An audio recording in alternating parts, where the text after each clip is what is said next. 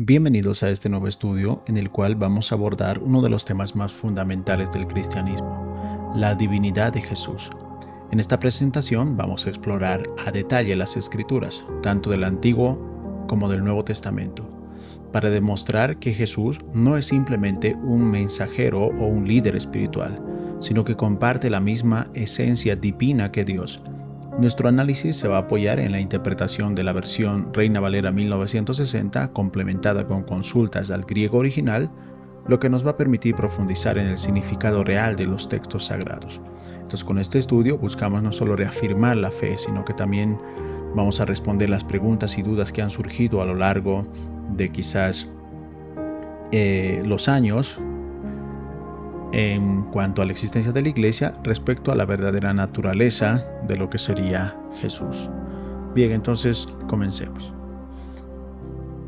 En esta introducción se presenta el debate histórico sobre la divinidad de Jesús, un tema que ha sido de mucha controversia y ha causado diversas interpretaciones. Entonces, algunos sostienen que Jesús no es Dios, sino que es una criatura superior, otros dicen que es un ángel, y otros incluso que es un ser creado por Dios. Sin embargo, negar la divinidad de Jesús conlleva importantes complicaciones o implicaciones teológicas y prácticas. En primer lugar, si Jesús no es divino, se pone en entredicho la eficiencia de su sacrificio redentor.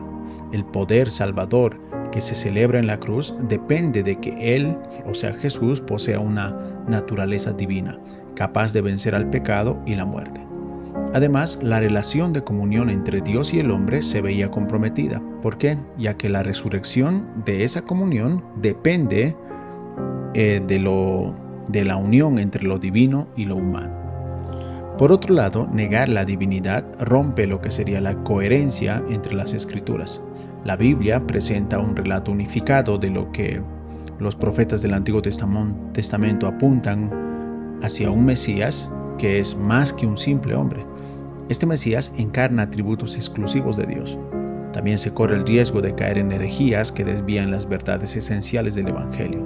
Esto debilita la fe y distorsiona la adoración, ya que se estaría venerando una figura que no representa la totalidad de lo divino. Entonces, en resumen, esta introducción nos plantea la importancia de entender correctamente cuál es la identidad de Jesús para preservar el mensaje central del cristianismo. Ahora, vamos a ver un poco acerca de la metodología y el enfoque de estudio. Para abordar este complejo tema, hemos adoptado un enfoque que es meticuloso y también multidimensional. El estudio se fundamenta en un análisis textual del Antiguo Testamento. También vamos a analizar el Nuevo Testamento, utilizando la versión Reina Valera 1960. Usted podría usar cualquier otra versión sin ningún problema. La Reina Valera 60 es ampliamente reconocida por su fidelidad de los textos originales, y un aspecto esencial de nuestra metodología es la consulta al griego original de los textos. Entonces, lo que nos permite evitar interpretaciones que son erróneas o desviadas de la intención original de las escrituras. Al entender el significado preciso de las palabras claves, podemos identificar de forma más clara los atributos y también los títulos que se refieren a la divinidad del Mesías. Además, hemos incorporado el contexto histórico y teológico de la época en la que se escribieron estos textos. Entonces, esto implica estudiar las costumbres, las creencias y debates que se vivieron en el entorno bíblico para situar a cada pasaje que vamos a ver de la Biblia en su contexto real. De esta forma, nuestro enfoque no solo es textual, sino que también es histórico, es cultural, lo que le otorga una base sólida y bien fundamentada a nuestras conclusiones sobre la divinidad de Jesús. Bien, empecemos entonces. Vamos a ver las evidencias de que Jesús es Dios en el Antiguo Testamento. Empecemos por ahí primero. Bien, en el Antiguo Testamento está repleto de profecías y también de títulos que anticipan la llegada de un Mesías, cuya identidad trasciende lo meramente humano. Entonces, uno de los textos más conocidos es Isaías 9:6, que dice: «Porque un niño nos es nacido, hijo nos es dado, y el principado sobre sus hombros, y se llamará Admirable, Consejero, Dios fuerte, Padre eterno, Príncipe de paz. Entonces cada uno de estos títulos es significativo. El término Dios fuerte, por ejemplo, no solo indica la fortaleza, sino que aquí se utiliza la palabra Theos, que en griego es el término para Dios. Entonces esto enfatiza la naturaleza divina del Mesías. Esto nos lleva a comprender que el Mesías no se va a limitar a ser un líder carismático, sino que estaría intrínsecamente relacionado con la divinidad, ya que el Mesías va a poseer atributos que solo corresponden a Dios. La inclusión de títulos como Padre Eterno, Príncipe de paz, lo que hace es reforzar una vez más la idea de la existencia eterna y una autoridad suprema que solo puede atribuirse a lo divino. Entonces, una profecía que habla de Jesús. Bien, vayamos a otra, la visión de Daniel. El libro de Daniel nos ofrece otra visión crucial sobre la identidad del Mesías. Esto en Daniel 7 del 13 al 14. Aquí se describe una escena en la que el profeta observa una visión nocturna. Dice: yo estaba mirando en las visiones de la noche, y he aquí, con las nubes del cielo venía uno como hijo de hombre, y llegó hasta el anciano de días, y le hicieron acercarse delante de él. Y le fue dado dominio, gloria y un reino para que todos los pueblos, naciones y lenguas le sirvieran, cuyo dominio es un dominio eterno, que nunca pasará, y su reinado es uno que no será destruido. Entonces, la figura aquí del que habla Daniel, que se denomina Hijo de Hombre, se presenta en un contexto celestial, acercándose al anciano de días, quien representa a Dios en su totalidad. Entonces, la otorgación de dominio, gloria y de reino eterno a este Hijo de Hombre es una señal inequívoca de que su papel trasciende el humano y se inserta en la esfera divina. Entonces, este pasaje no solo prefigura la autoridad y el reinado eterno del Mesías, quien fue Jesús, sino que también subraya que a él se le puede conferir tal honor, ya que la Biblia se insiste en que la adoración exclusiva solamente es de Dios. Así, la visión de Daniel es fundamental para comprender que el Mesías está destinado a ocupar un lugar reservado para lo divino en el plan de salvación. Bien, sigamos analizando entonces el Antiguo Testamento. Ahora vamos a ver un poco a David y al Mesías. Esto está en el Salmos 110:1. Este es un texto muy emblemático, ya que enfatiza la figura del Mesías con la divinidad a través de una relación intrigante entre dos títulos. Y ahí quizás muchos se confunden. Dice el pasaje: el Señor, que significaría Yahvé, dijo a mi Señor, Kyrios, siéntate a mi diestra hasta que ponga a tus enemigos por estrado de tus pies. Entonces, este versículo cobra especial relevancia en la tradición judía y cristiana, durante una conversación entre Jesús y algunos líderes judíos. Entonces, aquí se plantea la pregunta sobre el linaje del Mesías. La respuesta tradicional fue que el Mesías era descendiente de David. Pero Jesús lo que hace es que les muestra a los judíos algo sorprendente, al notar que David mismo se refería al Mesías con el título de Señor. Entonces David le dice al Mesías Señor. El hecho de que David considerado un rey, llame Señor al Mesías, implica que este no es simplemente un descendiente humano, sino que ostenta una dignidad y autoridad que solo le corresponde a Dios. Entonces, esto nos lleva a entender que el Mesías no es un mero hombre elegido por Dios, sino que su identidad incluye la naturaleza divina, lo cual es esencial para cumplir con la promesa de redención y de salvación del pueblo de Dios. Entonces, cuando Jesús menciona esto, aún los fariseos no pueden entender y no pueden responder la pregunta que Jesús les hace, ya que David llama al Mesías Señor. Entonces, como los judíos no pueden responder esto, se van. Entonces, con esto podemos entender que David mismo reconocía al Mesías como Señor. Bien, vamos entonces a otro pasaje en el Antiguo Testamento. En este caso vamos a ver un poco el origen del Mesías según Miqueas. El profeta Miqueas, en Miqueas 5:2, ofrece una profecía que destaca el origen único y eterno del Mesías. Dice Miqueas: pero tú, Belén, Efrata, pequeña para estar entre las familias de Judá, de ti me saldrá el que será Señor en Israel, y sus salidas son desde el principio, desde los días de la eternidad. Esta es una profecía que habla del nacimiento de Jesús y de dónde iba a salir el Mesías. Entonces, esta declaración sorprende. ¿Por qué? Por varias razones. Primero, se anuncia que a pesar de la aparente insignificancia de lo que es el pueblo de Belén, en términos políticos y en términos poblacionales, de este pequeño lugar va a surgir el que va a gobernar a Israel. Más allá de su nacimiento humilde, el pasaje resalta que el Mesías posee salidas, es decir, un origen que se remonta a tiempos inmemoriales, lo que sugiere una existencia que trasciende la mera cronología humana.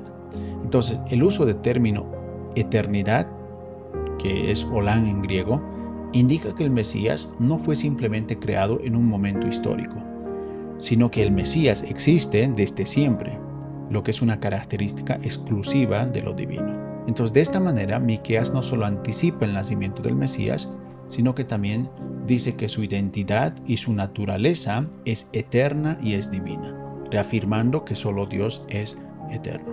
Entonces, hasta aquí podemos ver todas las evidencias del Antiguo Testamento a las profecías del Mesías, que nosotros evidentemente ya sabemos que es Jesús, pero siempre los profetas le atribuyen algo divino al Mesías. Bien, ahora veamos pasajes del Nuevo Testamento. Aquí tenemos aún mucho más y vamos a ver que realmente Jesús es considerado Dios. Vamos a ver un poco acerca de las evidencias de la divinidad de Jesús en lo que sería el Nuevo Testamento. Empezamos con el pasaje entonces de Juan 1. El Nuevo Testamento nos brinda declaraciones contundentes sobre la identidad divina de Jesús. Uno de los textos más significativos es Juan 1:1. Dice: en el principio era el Verbo, y el Verbo era con Dios, y el Verbo era Dios. Aquí el término verbo significa logos. Y este término es clave. ¿Por qué? Pues representa la manifestación de la sabiduría y el poder divino. Entonces, con esta afirmación se nos dice que desde el principio de la creación, Jesús coexistía con Dios y comparte la misma esencia. Esto no solo lo sitúa a Jesús en el centro del plan creador, sino que lo vincula directamente con la naturaleza de Dios. Ahora, esta declaración es crucial porque rompe con la idea de Jesús como mero profeta o maestro. Entonces, al afirmar que el Verbo era Dios, el pasaje nos invita a comprender que la persona de Jesús es inseparable de la deidad, estableciendo una unión profunda y eterna entre ambos. Ahora, hay muchos o algunas interpretaciones, por ejemplo, como la de los testigos de Jehová, que dice el Verbo era Dios. Este Dios no está con mayúscula, sino con minúscula. Entonces, lo que dicen, entonces Jesús no era Dios, sino era un Dios, es decir, un pequeño Dios. Pero esto no es correcto. Si nosotros verificamos lo que sería el griego original, vamos a ver que este término Dios y este término Dios son exactamente el mismo. Bien, veamos otro pasaje. Juan 20:28. La declaración de Tomás. El testimonio de Tomás, uno de los apóstoles de Jesús, es otro pilar para afirmar la divinidad de Jesús.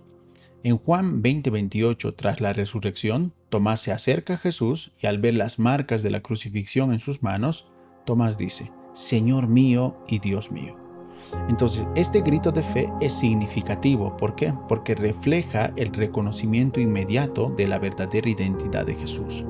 Tomás no se limita a reconocer a Jesús como su maestro o como su guía espiritual, sino que lo declara abiertamente como Dios. La intensidad y la sinceridad de su afirmación trascienden cualquier duda previa.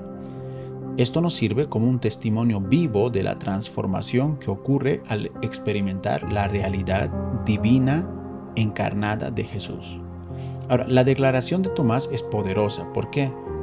Pues porque validan la experiencia de la resurrección y la manifestación directa del poder divino en la vida de Jesús.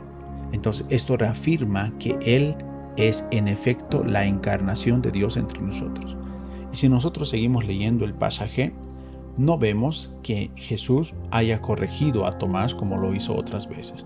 Tampoco que alguno de los discípulos haya murmurado y haya afirmado lo contrario de las declaraciones de Jesús. Entonces Jesús mismo acepta las palabras que Tomás le dijo. Bien, ahora vamos a ver un poco la identificación de Cristo.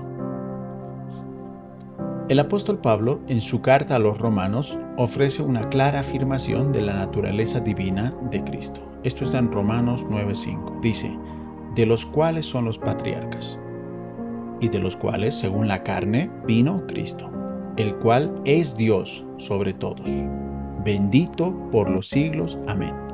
Entonces, con esta declaración, Pablo subraya que, aunque Cristo es nacido de carne, su identidad no se limita a lo humano. Él es reconocido como Dios sobre todos, lo cual implica una supremacía absoluta y una autoridad que trasciende todas las limitaciones terrenales. La expresión bendito por los siglos de los siglos refuerza la idea de su reinado. El reinado de Jesús va a ser eterno y va a ser universal.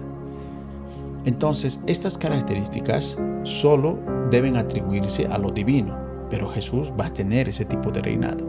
Entonces, esta afirmación es esencial porque sintetiza la creencia de que Cristo es la culminación de la promesa divina. Jesús es el puente entre el hombre y Dios y la encarnación misma de la deidad, lo que le confiere un lugar insustituible en la fe cristiana. Bien, pasemos ahora a otro pasaje. Jesús 100% hombre y Dios. Aquí vamos a analizar un poco el pasaje de Tito 2:13. Tito 2:13 nos presenta una de las paradojas más profundas y más significativas del cristianismo: la unión de la humanidad y la divinidad en la persona de Jesús. Entonces el verso nos dice, aguardando la esperanza bienaventurada y la manifestación gloriosa de nuestro gran Dios y Salvador Jesucristo. Aquí se nos muestra que, a pesar de haber experimentado la condición humana, es decir, Jesús fue humano en su totalidad, con todas las limitaciones de un humano, es decir, dolores, desafíos que ello implica. Jesús también encarna la plenitud de lo divino. Esta dualidad es fundamental para comprender el alcance del sacrificio de Jesús. Jesús no solo se identifica con nosotros, con nuestra humanidad, sino que al mismo tiempo posee la autoridad y la naturaleza de Dios, lo que lo hace capaz de redimir a la humanidad en su totalidad. El hecho de que Jesús sea 100% hombre como 100% Dios es la base sobre la cual se sustenta la redención, permitiendo que su sacrificio sea el medio perfecto para reconciliar al hombre con Dios. Bien, analicemos otro pasaje del Nuevo Testamento. En este caso, vayámonos a Colosenses 2:8-9. En la carta de los Colosenses, el apóstol Pablo advierte a los creyentes sobre filosofías y sobre tradiciones humanas que en ese tiempo podían desviar la verdadera fe. Entonces, en los versículos 8 y 9 de Colosenses nos dice, mirad que nadie os engañe por medio de filosofías, huecas sutilezas según las tradiciones de los hombres, conforme a los rudimentos del mundo y no según Cristo. Porque en Él, es decir, en Cristo, habita corporalmente toda la plenitud de la deidad. Entonces, este pasaje está enfatizando que en Jesús reside de manera completa y de manera corporal toda la naturaleza divina, lo que en griego se expresa como la palabra leroma. Esto significa que en la persona de Cristo no hay ningún déficit de divinidad, sino que Él, o sea Jesús, encarna en forma perfecta todo lo que es Dios.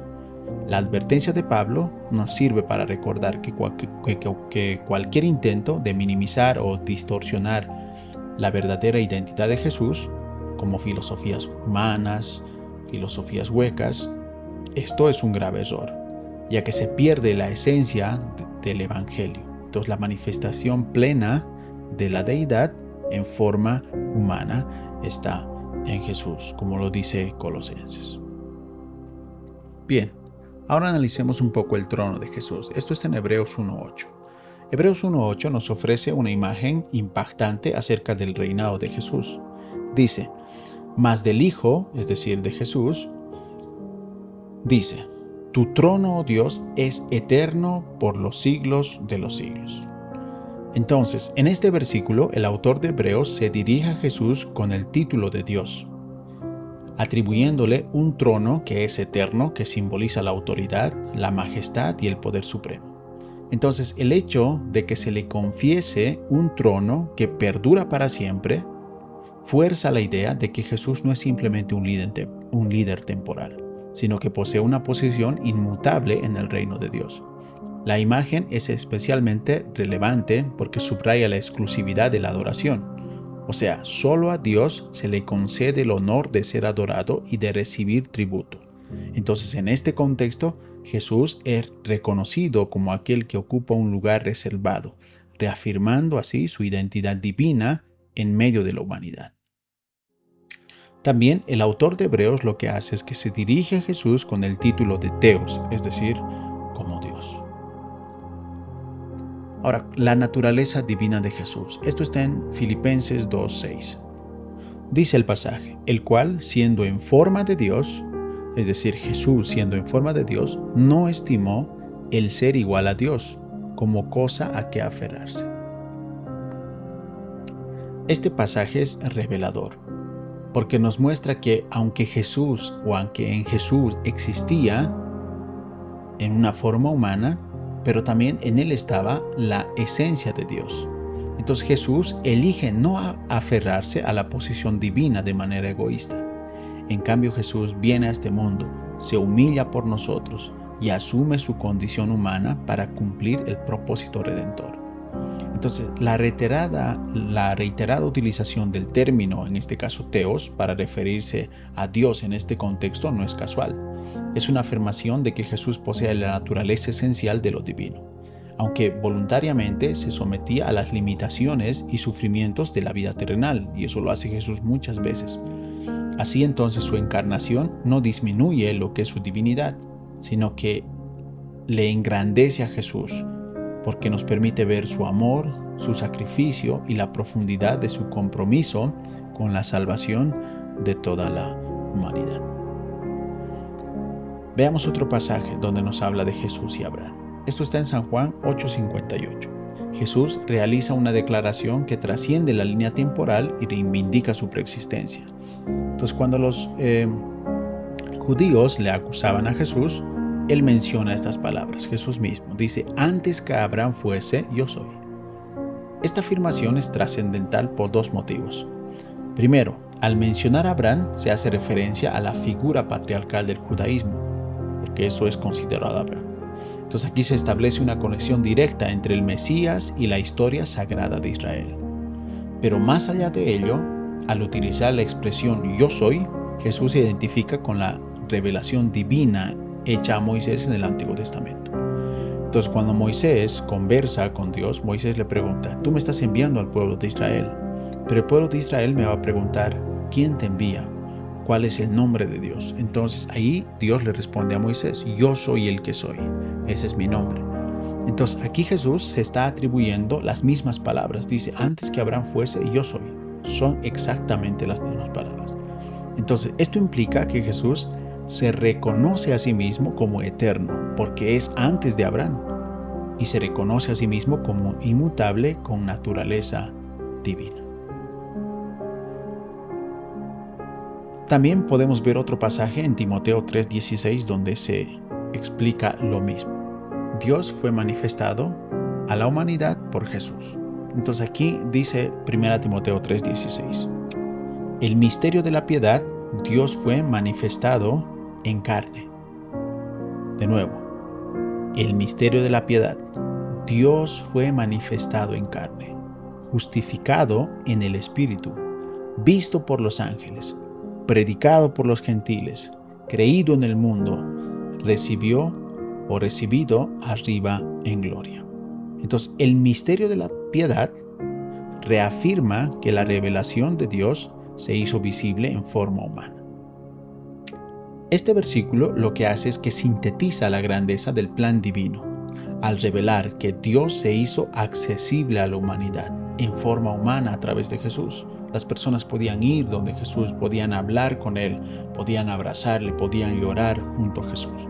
Entonces, la manifestación de Dios en carne es un acto de amor supremo, ya que permitió que los seres humanos vieran, entendieran y experimentaran directamente la presencia y el poder de la divinidad. Entonces, cada elemento de este versículo, desde la justificación en el Espíritu hasta el testimonio de los ángeles y la proclamación de los gentiles, esto destaca que no es un evento ordinario, sino que es una revelación milagrosa y transformadora, que cambió totalmente la historia de la salvación. Entonces, en esencia, a través de Jesús, Dios se presenta de manera tangible, ofreciendo a la humanidad la oportunidad de tener una relación directa y personal con Él. A veces cuando nosotros oramos, vemos lejos a Dios. Decimos, Dios que estás en el cielo, ¿dónde estás? Pero cuando Jesús vino, hizo accesible esa comunión que se había roto desde Adán y Eva. Ahora cualquiera puede acercarse confiadamente al trono de la gracia. Bien, ya para terminar vamos a responder la pregunta: ¿por qué hay tanta oposición a la deidad de Jesús? Es decir, ¿por qué hay tanta oposición a que muchas personas, muchas religiones, muchas iglesias dicen que Jesús realmente no fue Dios? Entonces aquí finalmente vamos a abordar una cuestión clave. ¿Por qué existe tanta oposición a la idea de la divinidad de Jesús? La respuesta se centra en la distorsión de la verdad. En un mundo donde existen diversas interpretaciones, doctrinas, algunos grupos o individuos buscan mantener una visión distorsionada de lo que sería el mensaje original, esta posición se manifiesta de diversas formas.